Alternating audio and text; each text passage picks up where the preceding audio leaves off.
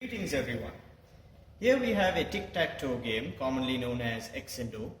So as you all may know, tic-tac-toe is a two-player game in which each player X and O tries to get one of the 8 possible win combinations, which are horizontal, vertical and diagonal. So now before we begin our demonstration, I'd like to quickly brief you guys on our setup here. So here we have our infrared receiver, here we have our display, and over there we have our result display. So without further ado, let's begin with the demonstration. So now player 1 will press 1, and as you can see the LED has been illuminated. Now player 2 will press 5, and player 1 will press 2, player 2 will press 7, and player 1 will press 3. And as you can see, player 1 has won the game.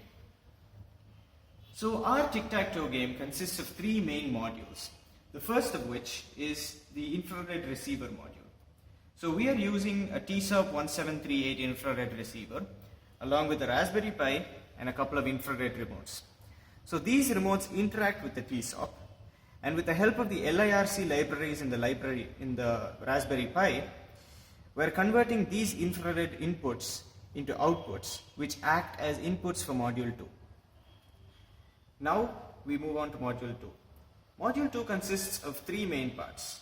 The first of which is the 9 switches which receive input from module 1. The second is the player profile generator, which decides which player's turn is currently active. How it does this is it switches between player states every time an input is given. And finally we have the display, which gives us the current state of the game. Which leads us on to module 3. Now module 3 is the winning circuit. So module 3 receives its inputs from the display in module 2.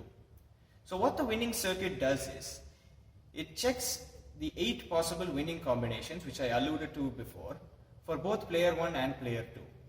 So what this means is we would have to have the same exact circuit for both player 1 and player 2.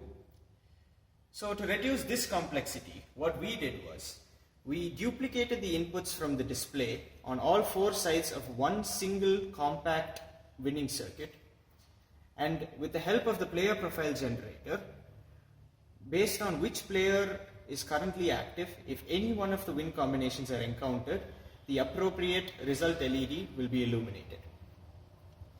So with that, we reach the end of our demonstration. I would like to thank the Department of Computer Science and Engineering for supporting and funding our project.